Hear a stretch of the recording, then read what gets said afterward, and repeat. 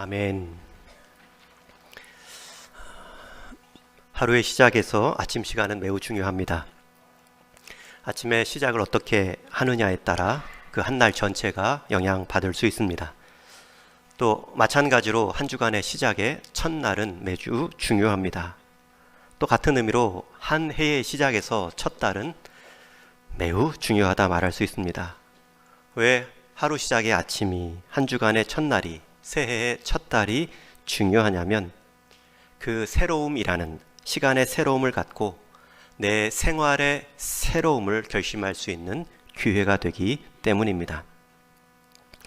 예수님께서도 하루의 괴로움은 한 날로 족하다라고 말씀하시므로 우리 인생의 단위를 하루로 말씀하신 적이 있습니다.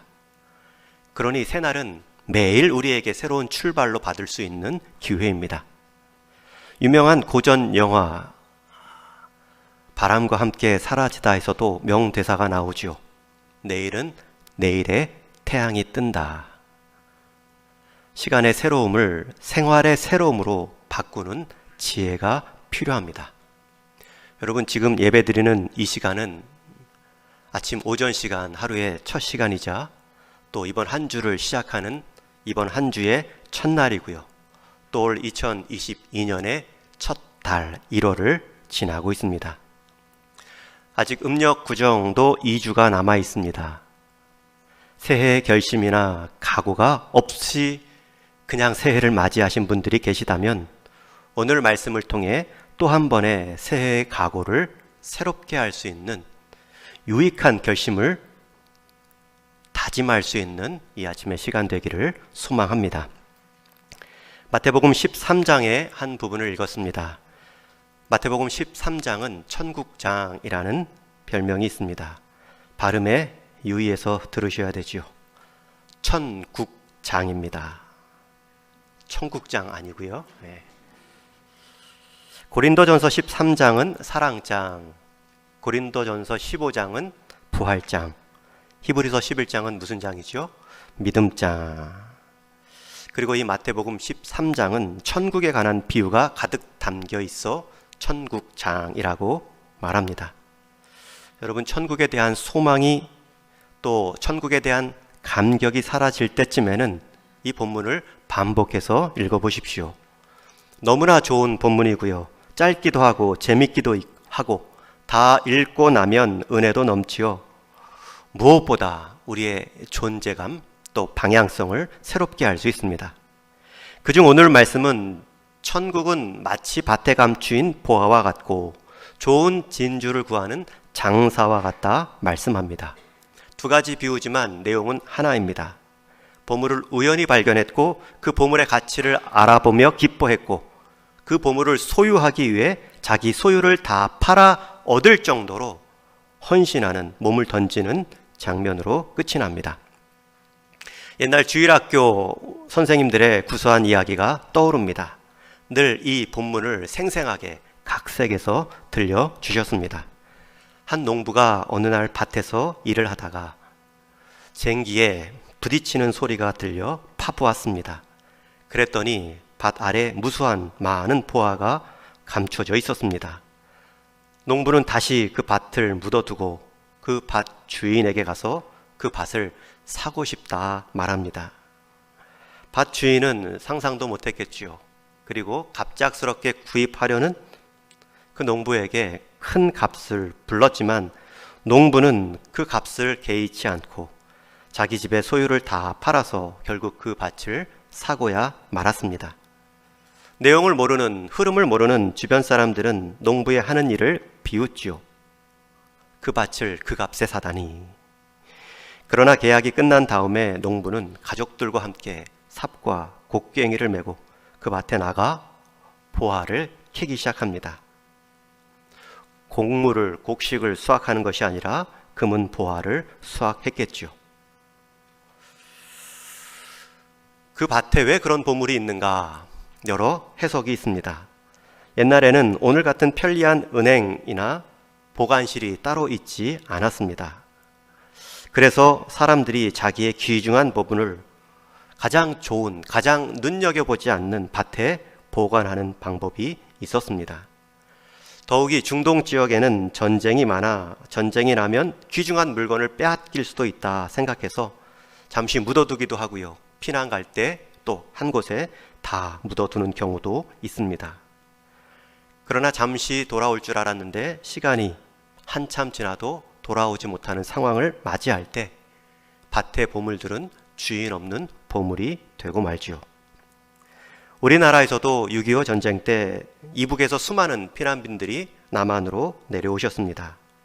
며칠 정도 피난 갔다 다시 돌아오실 줄 알고 귀중품들을 집안 곳곳에, 큰 것들은 밭에 잘 묻어두고 왔겠죠.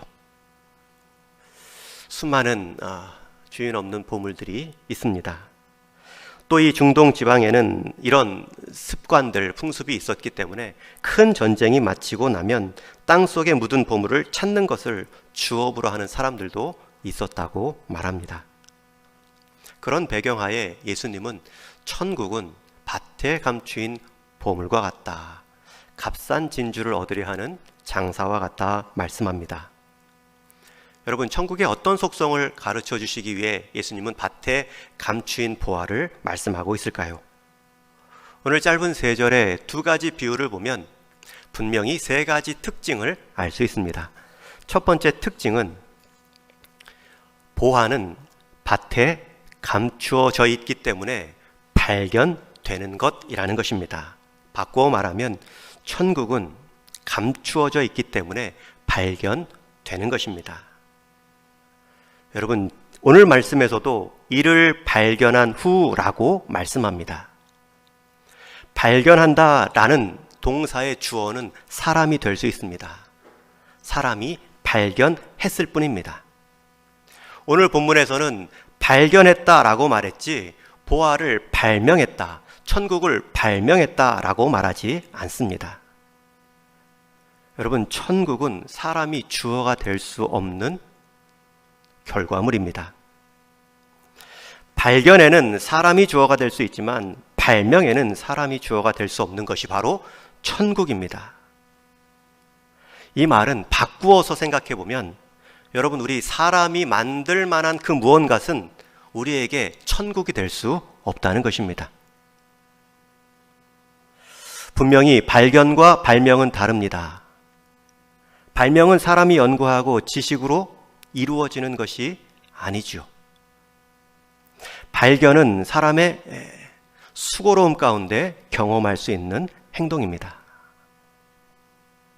여러분, 천국은 발견되어지는 것이지 발명하는 것이 아니다. 특별히 우리가 발명하면 여러 능력, 지식을 생각합니다. 여러분, 천국은 우리에게 발견되는 것이기 때문에 우리에게 지식이나 우리의 능력이 천국을 소유하는데 입장권이 될 수 없습니다. 이것은 굉장히 중요한 신학적인 기초입니다. 성경학으로는 이 비유로 발견됐다라고 말하지만 신학적인 표현으로는 계시라고 말씀합니다. 여러분, 우리가 진리를 알 수 있는 방법은 하나님께서 보여주셔야 아는 것입니다. 죄된 우리가 찾는다고, 발명한다고 얻을 수 있는 것이 아니죠.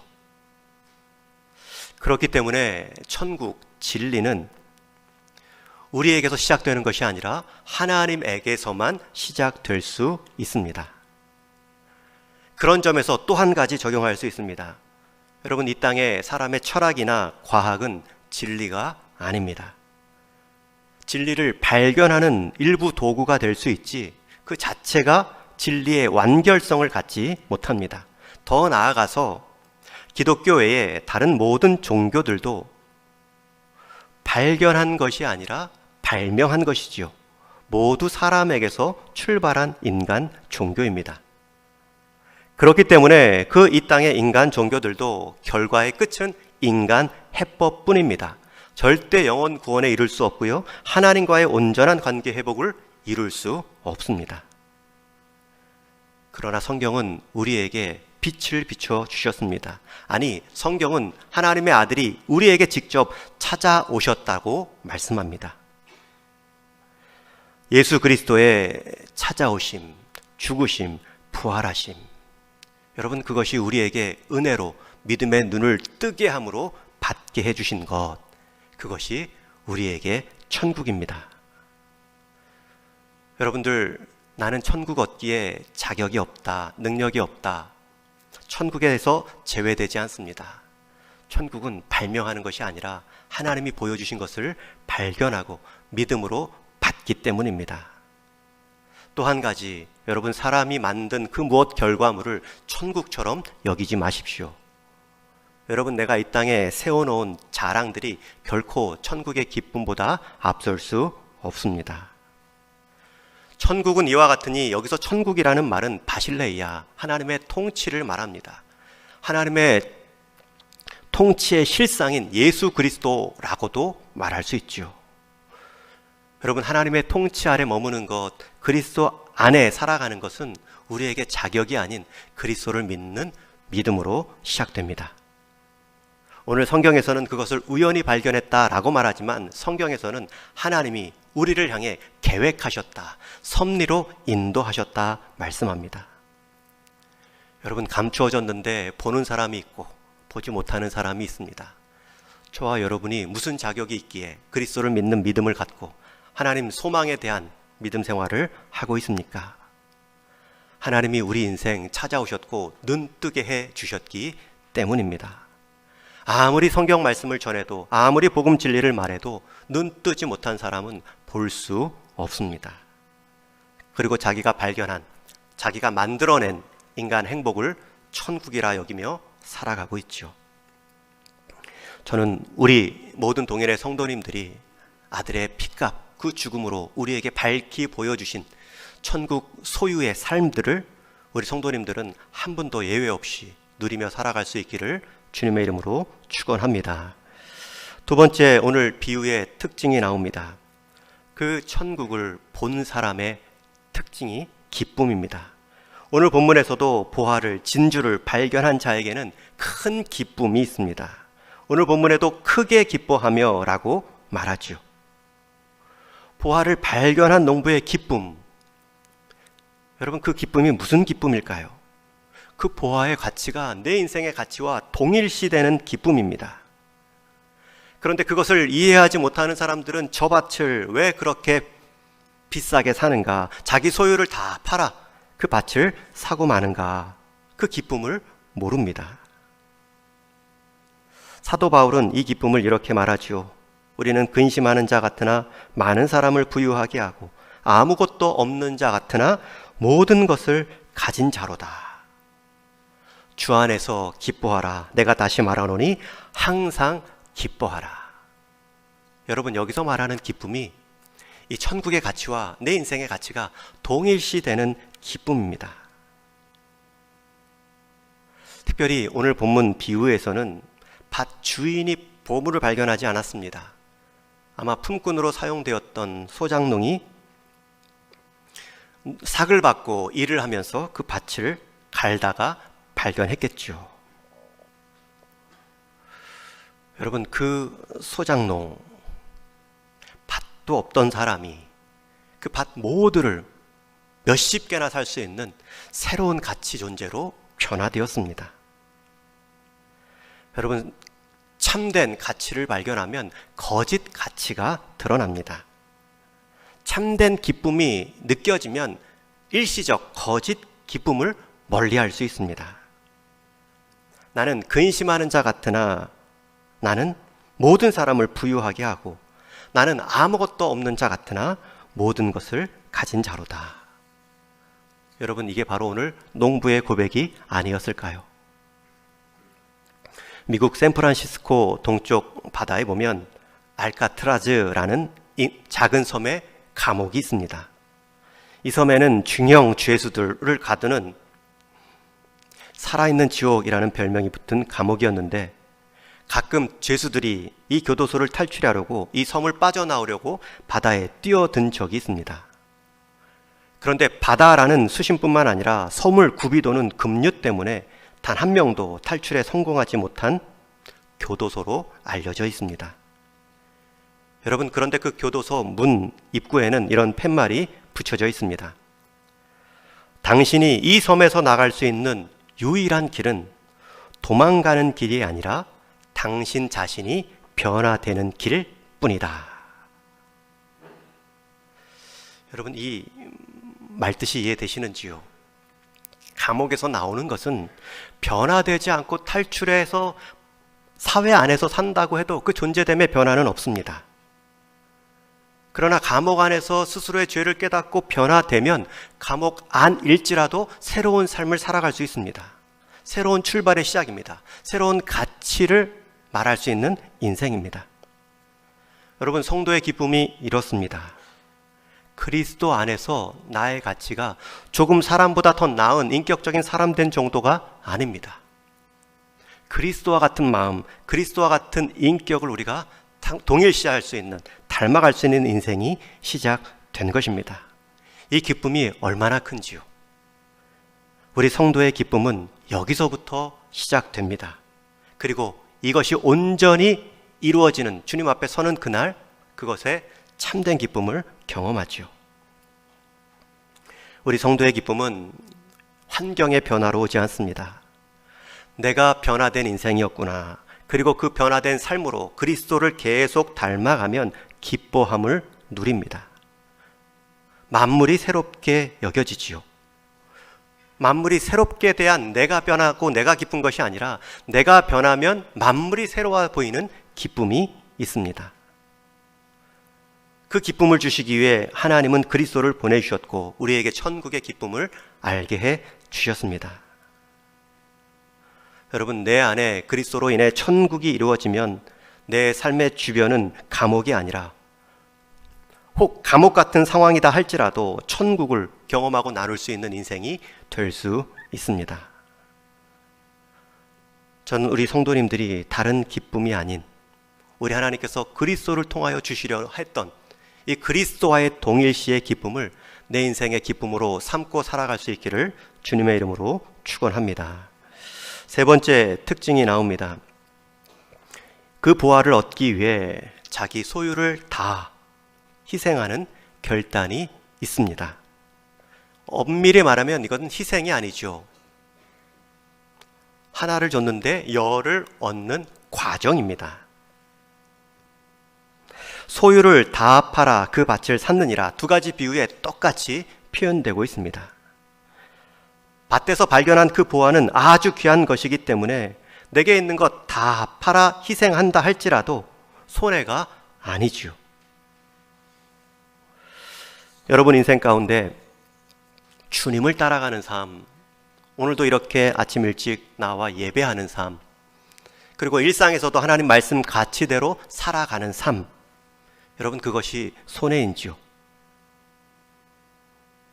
어떤 희생이 따르더라도 오늘 본문의 밭의 농부와 진주 장사는 끝내 모든 희생을 치르고라도 그 보물을 사고 맙니다. 천국의 가치를 사기 위해 치루어야 될 대가를 다 치르고 있습니다. 요즘 많은 분들이 주택 문제가 큰 화두입니다. 주택 문제를 말하면 참 조심스럽죠. 집 없는 분들 평생 꿈이 내 집 이름 명패 하나 달고 사는 것이, 그게 큰 욕심은 아니죠. 그런데 그게 점점 어려운 격차로 벌어지고 있습니다. 여러분, 우리 사적인 열심과 그것을 통한 부의 확장은 죄가 아닙니다. 그러나 죄 지을 가능성은 점점 많아질 수 있습니다. 자족을 물질로 대체할 수 있는 위험은 분명히 있습니다. 그런데 그것으로 우리가 누구를 정죄할 수는 없지만, 여러분 다음 세대를 걱정한다면, 그리고 이 성경적 가치대로 살아간다고 하면, 여러분 이 주택 문제는 소유의 문제가 아니라 생활의 문제로 봐야 됩니다. 제가 이 말씀을 드리는 것은 이 주택 없는 분들이 주택, 청약, 저축을 들지요. 그리고 당첨이 되었다 그러는데 그 집을 들어갈 수 있는 자격을 얻는 순간 청약, 부금을 내야 됩니다. 여러분 주택 당첨이 되고 나서 그 주택 부금을 붓는 것, 여러분 이것이 희생입니까? 그 집을, 내가 그 집에 살만한 자격이 있는, 그리고 그 집의 주인으로서의 기쁨이죠. 값진 진주를 소유하며 그 기쁨을 가지고 이겨나갈 수 있었던 것처럼 주택에 대한 부담은 있지만 갚아나가는 기쁨이 있죠. 모든 사람이 부동산 문제로 다 마음이 하나로 갈 때, 한 가지 우리 성도들은, 하나님 말씀의 가치를 가지고 살아가는 성도들은 물어야 됩니다. 주택, 청약 정도가 아니라 그리스도를 믿는 믿음으로 천국 백성, 천국 청약을 확정받은 내 인생은 그 천국에 합당한 삶의 가치를 얼마나 드러내 보이며 살고 있는가? 여러분, 그것이 희생입니까? 그것이 헌신입니까? 천국 백성다운 삶을 오늘 앞당겨 살아가는 거지요. 지어지는 새 집을 보고 이 집에 내가 산다, 출퇴근하면서 그 집을 보며 기뻐하겠죠. 그리고 희생하는 것, 아끼는 것, 부금을 채우기 위해 열심히 하는 것, 그것은 희생이 아니라 기쁨일 것입니다. 우리 주변에 교회를 위해, 성도를 위해 헌신하는 분들 보이지 않지만 하나님의 지켜보심을 의식하고 헌신하는 분들이 많습니다. 그 헌신의 기쁨을 모르는 분들은 너무 극성이다 말하죠. 저렇게까지 해야 되는가? 천국의 기쁨, 구원의 감격이 크면 그렇게 될 수밖에 없습니다. 그 기쁨을 모르니 그렇게 헌신하는 사람들 보고 마치 팔짱 낀 바리새인처럼 평가만 하다 끝나는 인생이 될 수도 있습니다. 여러분, 천국의 가격을 우리가 매길 수는 없습니다. 그러나 천국의 가격을 매길 수 있다면 그것은 믿음입니다. 여러분, 믿음은 내 생활과 분리되지 않습니다. 믿는 대로 사는 삶, 그게 천국의 가격을 매기는 인생입니다. 어떤 사람은 가격을 요만큼 매기고 요만큼만 누리고 살아가겠죠. 어떤 인생은 더 높이 매기고 더 누리며 살아가겠죠. 천국의 욕심을 내면 세상에 대한 욕심이 사라집니다. 반대로 세상의 욕심을 내면 하나님 나라에 대한 열망도 사라집니다. 여러분, 우리는 세상을 팔아 천국을 사야 되는 인생인데 자칫하면 우리는 천국을 팔아 세상을 사는 인생도 될 수 있습니다. 우리 인생 신앙의 즐거움은 영원한 기쁨, 천국에 있습니다. 여러분, 홈런의 기준은 길이가 아닙니다. 야구에서 홈런은 힘으로 거리만 멀리 쳤다고 되는 것이 아닙니다. 방향이 맞은 거리가 홈런입니다. 방향에서 벗어난 아무리 긴 타구도 방향을 비껴나가면 파울만 될 뿐입니다. 여러분, 인생 우리의 길이만 자랑할 수 없습니다. 그 길이의 방향이 중요합니다. 그 방향은 하나님의 다스림, 그리스도를 닮아가는 인격, 천국을 지향하는 삶이 될 때 우리 인생이 홈런 인생이 되는 것입니다. 저는 우리 동인의 모든 성도님들이 그리스도를 방향 삼고 하나님 나라를 목표 삼아 홈런 인생 되기를 주님의 이름으로 축원합니다. 우리 인생 밭에 감추인 보화를 지금도 캐내고 살아가고 있습니다. 오늘 말씀은 천국의 비유지만 저는 한 가지 더 적용하며 말씀을 맺을 겁니다. 여러분, 천국의 특성이 감추어져 있고 발견되어지는 것입니다. 발견한 자의 숨은 기쁨이 있습니다. 그리고 그것으로 자발적인 헌신이 나옵니다. 여러분, 천국의 특성도 그렇고 예수님의 특성도 그렇습니다. 예수님이 이 땅에 왔을 때 발견한 사람이 있고, 태어나셨을 때부터 헤롯같이 박해한 사람이 있고, 동방 박사들이나 들판의 목자들 같이 발견하여 기뻐하는 사람들도 있습니다. 예수님 일생 내내 발견한 사람의 기쁨이 있고, 발견하지 못해 눈이 어두워 예수님을 박해한 인생들이 있죠. 예수님의 특성도 발견되어지고, 그리고 그 가치를 알아본 자들에게 기쁨을 주었으며 그들로 하여금 자발적인 헌신을 이끌어내었습니다. 천국도 그렇고 천국의 열쇠를 가진 예수님도 그렇고 그 예수님의 몸으로 부름 받은 우리 역시도 그러해야겠다. 저는 그렇게 기도하고 있습니다. 저는 우리 동인교회가 발견되어지는 교회가 되기를 소망합니다. 저는 우리 동인교회가 인위적으로 유명한 교회로 발명하는 교회가 아니라 성경에서 말한 그 가치들을 우리 성도님 한 분 한 분이 자기 일생에서 경작하듯이 팥 갈듯이 갈아 나가고 있으면 우리의 변화된 삶, 우리의 변화된 교회는 세상에 발견되어질 것입니다. 이런 교회가 있었고 이런 성도가 있었구나. 세상에 대조가 되는 모습을 통해 끝내 그 기쁨을 모르는 사람들에게 대안이 되는 기쁨을 줄 수 있는 인생이 될 수 있습니다. 저는 우리 동인교회가 불꽃 같은 교회, 뭔가를 막 인위적으로 해내는 것이 아니라 하나님이 우리를 통해 해내실 수 있도록 우리를 좀 드러내고 우리의 빈자리를 하나님께 의지하고 하나님께 쓰임받는 교회로 불씨 같은 교회가 되기를 소망합니다. 그러할 때에 자발적인 헌신이 있고요, 그 헌신이야말로 하나님이 기뻐하시는 봉사가 될 것입니다. 한 가지 더 적용해 본다면 저는 여러분들의 삶이 발견되어지기를 소원합니다. 더 많은 사람들이, 교회 안에서도 그러한 분들이 있어요. 근데 아직 발견되지 않은 수많은 사랑들이 있고 헌신들이 있습니다.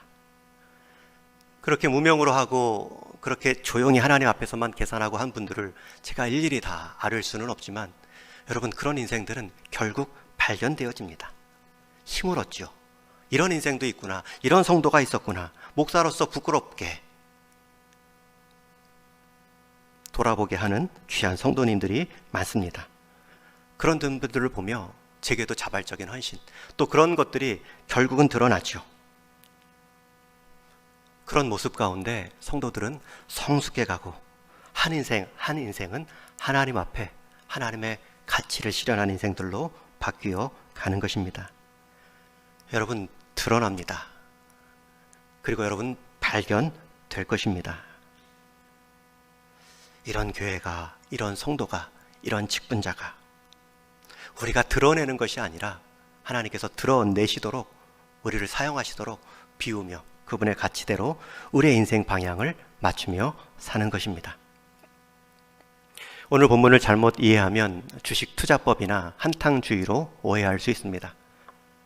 그러나 정말 이것은 우리가 한탕주의로 투자할 만한 귀한 말씀입니다. 다만 이 말씀을 세상에 적용할 대상은 없습니다. 이 땅에 어떤 보물도 어떤 대상도 오늘 본문의 천국 외에 주님의 다스림처럼 영원한 배당, 가장 큰 기쁨, 그래서 인생 전부를 걸 수 있는 그런 보물은 없기 때문입니다. 이제 말씀을 맺겠습니다. 전남 신안군에 위치한 중도라는 섬을 들어보셨을 것입니다. 그 섬도 별명이 있는데 보물섬이라는 별명을 갖고 있습니다. 이 섬이 보물섬으로 불리게 된 사연이 있습니다. 이곳 섬 사람들은 주로 어업이나 염전으로 생활을 했는데 어느 날 그 중도 앞에 고기를 잡으러 갔던 어부의 그물에 톡이 몇 점이 걸려 올라왔습니다. 고기는 안 잡히고 웬일로 쓸모없는 그릇이 걸렸는가, 그것도 거의 깨진 그릇들. 어부는 의아했고요, 그 중에 작은 토기들은 그냥 버리고 그나마 온전한 큰 것들은 개 밥그릇으로 쓰자 가져왔습니다. 그런데 그 밥그릇이 전국 각지를 돌며 골동품을 수집하던 고물상의 눈에 띄었습니다. 희귀한 토기가 개밥그릇으로 사용되고 있는 것을 보고 횡재인가 싶어 몇 푼의 돈을 주고 주인에게 그 밥그릇을 손에 넣었습니다. 어부에게는 그 그릇이 있어도 그만 없어도 그만인 개 밥그릇에 불과한 토기이지만 그 가치를 알아본 사람에게는 다른 문제입니다. 그 후에 바닷속 유물이 계속 건져지고요, 이 사실이 정부에까지 알려지자 정부에서는 그 중도 앞바다를 유물 매장 지역으로 보호합니다. 제한합니다. 여러분, 우리가 하나님 약속의 말씀, 그리스도를 닮아가는 보화를 캐내는 일에 있어서는 유물 매장 지역 제한이 없습니다. 세례 요한의 수고를 보시며 천국은 침노하는 자의 것이다 라는 말씀만이 있는 것입니다. 저와 여러분, 우리 인생 스스로 유물매장지역 보호구역이라고 변명하면서 세상 봄을 캐는 일에만 열심내지는 않으셨는지요?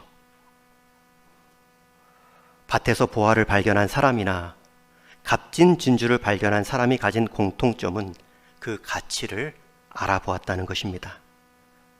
그리고 그의 자발적이고 기대에 찬 헌신, 행동의 변화가 따라옵니다. 여러분, 그것은 헌신이 아닙니다. 주님 앞에 받을 상을 준비할 그릇 만들어 감입니다. 저와 여러분, 소중한 것을 존중함으로 받을 수 있는 인생 되기를 원합니다. 우리 하나님께서 소중한 것들을 너무 많이 은혜로 주셨는데 우리는 너무나 존중하지 못하는 태도로 받아온 적은 없으신지요?